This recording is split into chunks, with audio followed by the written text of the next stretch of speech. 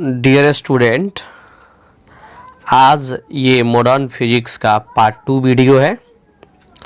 जो लोग पार्ट 1 नहीं देखे होंगे पहले पार्ट 1 देख लेंगे, बिकॉज उसमें 1 से लेकर 20 तक प्रश्न का आंसर की है और आज इसमें 21 से लेकर 40 तक, यानी इसमें भी टोटल 20 प्रश्न को हम बताएंगे।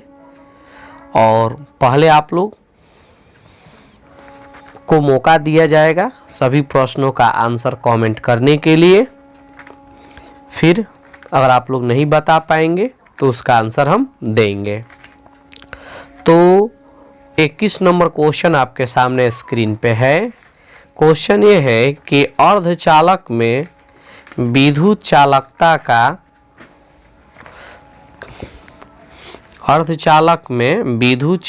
का कारण है।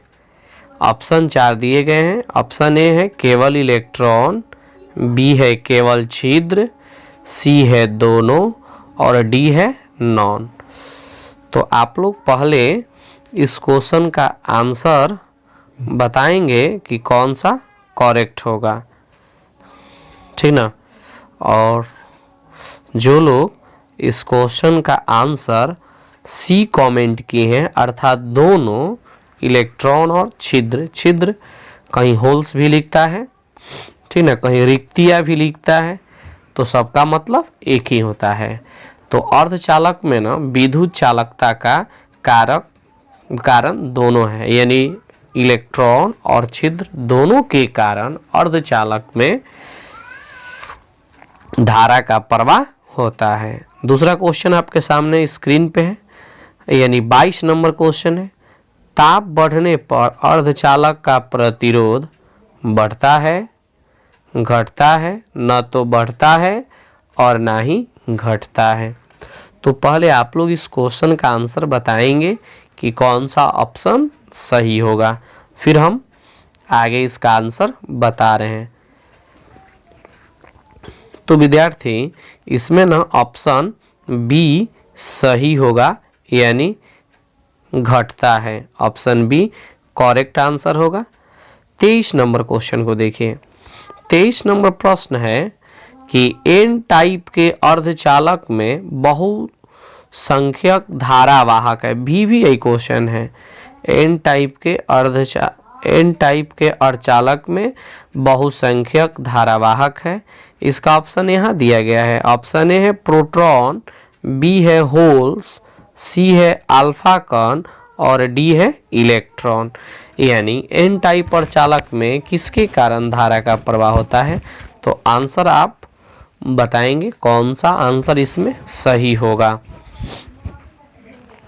23 नंबर क्वेश्चन है, तो बाबू 23 नंबर क्वेश्चन का ना आंसर डी सही होगा, यानी इलेक्ट्रॉन। कौन जी? इलेक्ट्रॉन। उसके बाद अगले प्रश्न की ओर चलते हैं।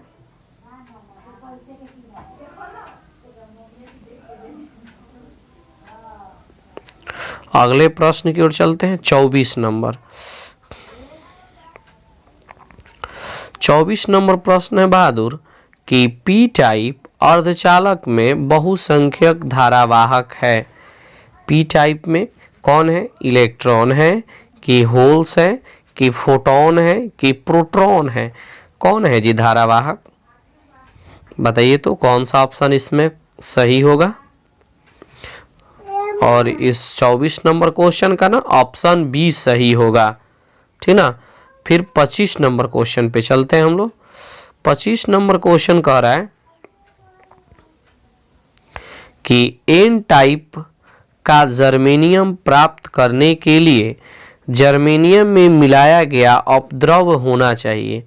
3 संयोजकता वाले, 4 संयोजकता वाले, 5 संयोजकता वाले या नॉन, इनमें से कोई नहीं। तो आप लोग पहले इस क्वेश्चन का आंसर बताइए तो कौन सा सही होगा। 25 नंबर क्वेश्चन का आंसर कौन सा सही होगा, और इसमें ना ऑप्शन सी सही होगा, 5 संयोजकता वाले, ठीक ना। ठीक है, ऐसा ही एक और प्रश्न बनता है कि पी टाइप का जर्मेनियम प्राप्त करने के लिए जर्मेनियम में मिलाया गया अपद्रव्य होना चाहिए। N के स्थान पर क्या कर देगा? P। तो जानते हैं इसमें ना 3 संयोजकता वाले हो जाएंगे, ठीक ना। 26 नंबर क्वेश्चन VVI क्वेश्चन है एग्जाम के दृष्टि से।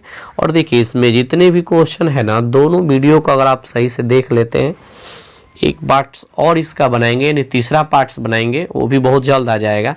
3 पार्ट्स आप देख लेंगे ना तो आपका 100% ऑब्जेक्टिव क्वेश्चन क्लियर हो जाएगा 2022 एग्जाम के लिए। मात्र 60 क्वेश्चन में पूरा 4 चैप्टर मॉडर्न फिजिक्स का क्लियर कर देंगे। और 17-18 क्वेश्चन दिए हैं संचार तंत्र का, उसको भी देख लीजिएगा। फिर हम लोग अगले यूनिट की तरफ बढ़ेंगे, ठीक ना।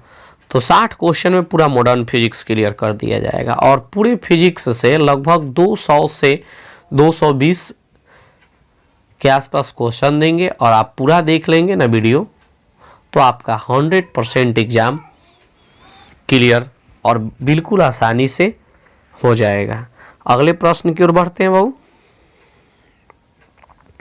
26 नंबर क्वेश्चन देख लो। कह रहे कि परम शून्यता पर अर्धचालक व्यवहार करता है सुचालक के भांति, कुचालक के भांति, दोनों या नॉन। तो बिल्कुल आसान है, ऑप्शन डी सही होगा, कुचालक के भांति। यानी अगर अर्धचालक का टेम्परेचर 0 है तो वो कुचालक के जैसा काम करेगा। ठीक इसी से मिलता जुलता है एक प्रश्न और भी बनता है। परम शून्यता पर किसी शुद्ध अर्धचालक की विद्युत चालकता होती है। इसमें भी ऑप्शन ए सही होगा, यानी इसमें भी शून्य होगा इसमें, ठीक ना। अगले प्रश्न की ओर चलते हैं। बहुत ही महत्वपूर्ण यहाँ से कुछ प्रश्न होने वाले हैं, देखिएगा इसको विशेष ध्यान से। 28 नंबर क्वेश्चन, हाइड्रोजन स्पेक्ट्रम की कौन सी श्रेणी परावैज्ञानिक भाग से मिलती है? तो बिल्कुल आसान आंसर होगा इसका लाइमन श्रेणी, ठीक ना। 29 नंबर क्वेश्चन को देखेंगे, ये VVI प्रश्न है। कह रहे हैं कि हाइड्रोजन स्पेक्ट्रम की कौन सी श्रेणी दृश्य भाग में पड़ती है? बताओ तो बहादुर, कौन सी श्रेणी दृश्य भाग में पड़ती है? लाइमन श्रेणी पड़ती है कि बामर श्रेणी पड़ती है कि पाशन श्रेणी पड़ती है कि ब्रैकेट श्रेणी पड़ती है? बताओ कमेंट करके कौन सा आंसर सही होगा। और इसमें ना ऑप्शन बी सही होगा, बामर श्रेणी। यानी दृश्य भाग में कौन सी श्रेणी पड़ती है? बामर श्रेणी। उसके बाद नेक्स्ट क्वेश्चन देखिए, कह रहे हैं ना कि हाइड्रोजन स्पेक्ट्रम की कौन सी श्रेणी अवरक्त भाग में नहीं पड़ती है? Humphreys, Pfund, Brackett, Lyman. बताओ तो कमेंट करो तो कौन सा आंसर होगा इसमें? ऑप्शन डी सही होगा। कौन श्रेणी?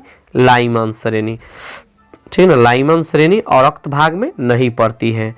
तो देखो एक बात आपको याद रखना है कि परावैज्ञानिक भाग का बात कहेगा तो लाइमन, ठीक ना। अगर दृश्य भाग का बात करेगा तो बामर। अब बाकी जितने होंगे हैम्फ्रीज, फुंड, ब्रैकेट, ये सब कहाँ से आएंगे? अवरक्त भाग से, ठीक ना। यानी आपका 30 नंबर प्रश्न क्लियर हो गया। 31 नंबर प्रश्न को देखिएगा।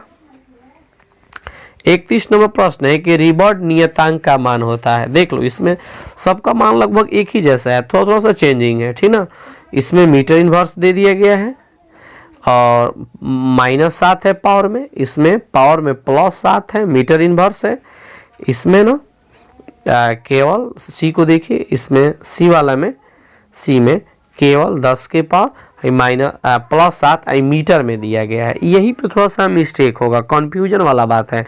आप लोग बिल्कुल केयर करेंगे यूनिट के तरफ, पहले मात्रक के तरफ, फिर देखेंगे माइनस में है कि प्लस में, तब टिक आउट करेंगे। बहुत तो ऐसे होते हैं कि मात्रक को तुरंत ध्यान देंगे, मात्रक के ऊपर ध्यान नहीं देते हैं, तुरंत ऐसे ही टिक आउट कर देते हैं, तो इसमें प्रॉब्लम हो जाएगा, ठीक ना।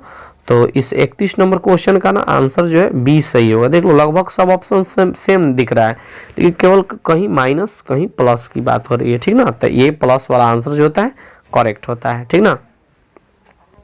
आगे बढ़ते हैं, 32 नंबर क्वेश्चन को देखते हैं। 32 नंबर क्वेश्चन है बहादुर की प्रकीर्णित अल्फा कण का गमन पथ होता है वृत्ताकार कि दीर्घ वृत्ताकार कि परवलयकार कि अति परवलयकार, किस आकार का होता है? बताइए तो आंसर कौन सही होगा इसमें? तो बाबू इसमें ना आंसर डी सही होगा, डी यानी अति परवलयकार। अगले प्रश्न की ओर चलते हैं, 33 नंबर 33 नंबर प्रश्न कह रहा है कि हाइड्रोजन परमाणु की प्रथम बोर कक्षा में इलेक्ट्रॉन की ऊर्जा -13.6 इलेक्ट्रॉन वोल्ट है। उसकी दूसरी बोहर कक्षा में इलेक्ट्रॉन की ऊर्जा कितनी होगी? इसके लिए 4 ऑप्शन दिए गए। चारों ऑप्शन को ध्यान से देखिए और कैलकुलेट करके बताइए कि कितना होगा। कैलकुलेट कीजिए, तो कैलकुलेट कीजिएगा ना तो आपका आंसर ए आएगा -3.4 इलेक्ट्रॉन वोल्ट। 34 नंबर प्रश्न को देखते हैं। 34 नंबर,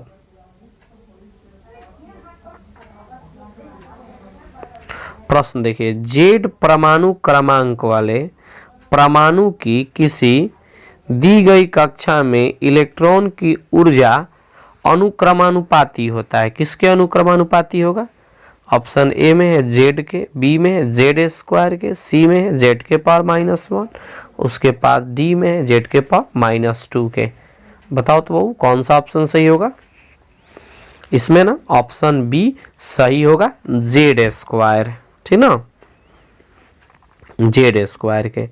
अगले प्रश्न की ओर चलते हैं। 35 नंबर प्रश्न को देखिए। 35 नंबर बहुत ही अच्छा प्रश्न और VVI प्रश्न है। बीटा किरणें विक्षेपित होती है कहाँ से? गुरुत्वाकर्षण क्षेत्र से, कि केवल चुंबकीय क्षेत्र से, कि केवल विद्युतीय क्षेत्र से। ऑप्शन डी कह रहा है ना कि बी और सी, अर्थात चुंबकीय क्षेत्र विद्युतीय क्षेत्र दोनों से। तो यही ऑप्शन करेक्ट होगा, क्योंकि बीटा किरणें विद्युतीय क्षेत्र में भी विक्षेपित होती है और चुंबकीय क्षेत्र में भी विक्षेपित होती है। इसी के जैसे एक और प्रश्न कर सकता है, जैसे अल्फा कण विक्षेपित होती है, तो सेम आंसर होगा विद्युतीय क्षेत्र चुंबकीय क्षेत्र। और जब गामा का बात करेगा ना कि गामा किरणें, तो गामा किरणें ना विद्युतीय क्षेत्र से विक्षेपित होती है और न चुंबकीय क्षेत्र से, ठीक ना। ये सीधे विद्युतीय क्षेत्र चुंबकीय क्षेत्र को पार करके बाहर निकल जाती है। इस प्रश्न को ध्यान में रखेंगे। तीनों को, यहाँ से तीनों को ध्यान में रखिएगा कि जब बीटा कण का बात करेगा और अल्फा कण का, तो विद्युतीय क्षेत्र चुंबकीय क्षेत्र दोनों से विक्षेपित होती है। और गामा किरण का बात करेगा तो किसी से विक्षेपित नहीं होती है। 36 नंबर क्वेश्चन देखिए। 36 नंबर क्वेश्चन है थोरियम 90230, यानी इसका परमाणु क्रमांक और परमाणु द्रव्यमान दिया है कि एक परमाणु में न्यूट्रॉन की संख्या होगा। न्यूट्रॉन का संख्या कितना होगा भाई?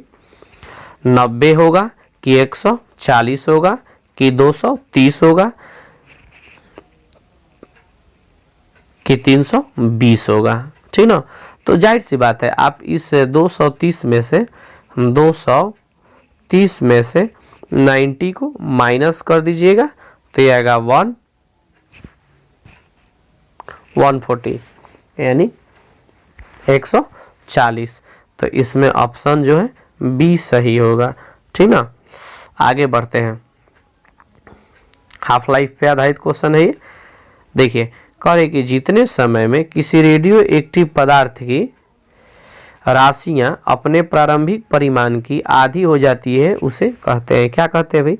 औसत आयु कहते हैं, कि अर्धायु कहेंगे, कि क्षय नियतांक कहेंगे, कि आवर्तकाल कहेंगे। बताओ तो, जितने समय में रेडियो एक्टिव पदार्थ की राशि अपने प्रारंभिक परिमाण की आधी होती है उसको क्या कहेंगे? अर्धायु ना जी, यानी ऑप्शन बी इसमें सही होगा, अर्धायु, ठीक ना। उसके बाद यहाँ देखिए 38 नंबर प्रश्न को। 38 नंबर प्रश्न कह रहा है, 38 नंबर ध्यान से देखिएगा 38 नंबर को। 38 नंबर प्रश्न कह रहा है कि सौर ऊर्जा का स्रोत है कौन है जी? न्यूक्लियर विखंडन, कि न्यूक्लियर संलयन, कि दोनों, कि नॉन। बताओ जल्दी। देखो, जिस क्वेश्चन का आंसर पता है आप लोग निर्धारक बताइए ना, सोचने वाली कौन सी बात है। और आप लोग कमेंट नहीं करते हैं। अगर आपको अच्छा लग रहा हो वीडियो तो बिल्कुल कमेंट करके बताइए, ताकि मेरा भी हौसला बुलंद होगा ना, तब ना आपके लिए एक नया वीडियो बनाएंगे। तो कमेंट करके जरूर बताइएगा, और एक लाइक करना मत भूलिएगा। यार तुम लोग वीडियो देख लेते हो लेकिन लाइक नहीं करते हो, गलत बात है ना। देख लिए तो लाइक जरूर करना, अगर अच्छा ना लगे तो डिसलाइक कर देना। इसमें ना ऑप्शन बी न्यूक्लियर सनलाइन होगा, ठीक ना। चलिए अगले प्रश्न की ओर चलते हैं। बहुत ऐसे भी लोग होंगे जिनको मुझसे अगर दिक्कत होगा तो लोग डिसलाइक करेंगे, करते भी हैं। चलिए कोई बात नहीं, उनका भी स्वागत है। 39वां प्रश्न को देखेंगे। जीवाश्म की आयु पता की जाती है किससे जी? कार्बन डेटिंग से, कि एक्सरे से, गामा किरण से, लेजर से? बताओ भाई, जीवाश्म की आयु किससे पता की जाती है? कार्बन डेटिंग से। किससे जी? कार्बन डेटिंग से। ऑप्शन ए सही है। लास्ट 41वां प्रश्न को देखिए। तो 40वां प्रश्न है ना कि 6 गुणांक की एसआई मात्रक है। Second inverse, metre, metre inverse, none. बताओ बहादुर कौन सही है? तो इसमें ना बाबू ऑप्शन ए सही होगा, सेकेंड इनवर्स। तो विद्यार्थियों जो भी क्वेश्चन आपको दिया जा रहा है ना, एकदम 100% सत्य आंसर के साथ, ठीक ना। तो इस बात को मद्देनजर रखते हुए आप लोग आराम से देखिएगा, कोई डाउट नहीं है इसमें, बिल्कुल सही करेक्ट आंसर है। और इधर उधर से रॉन्ग आंसर देख करके आप लोग कंफ्यूज मत होइएगा, ठीक ना। ये 100% सत्य वीडियो है, सही आंसर है सबका। तो ये है 40 प्रश्न का 2 पार्ट में वीडियो। अगर वीडियो अच्छा लगा हो तो लाइक करेंगे, और नेक्स्ट पार्ट बहुत जल्द आएगा, उसके लिए मेरे चैनल को सब्सक्राइब कर लीजिएगा ताकि नोटिफिकेशन आप तक पहुंच जाएगा, ठीक ना। अंत में चलते हुए एक जोरदार शब्द, और वो शब्द है जय हिंद, जय भारत। थैंक यू वीडियो को देखने के लिए।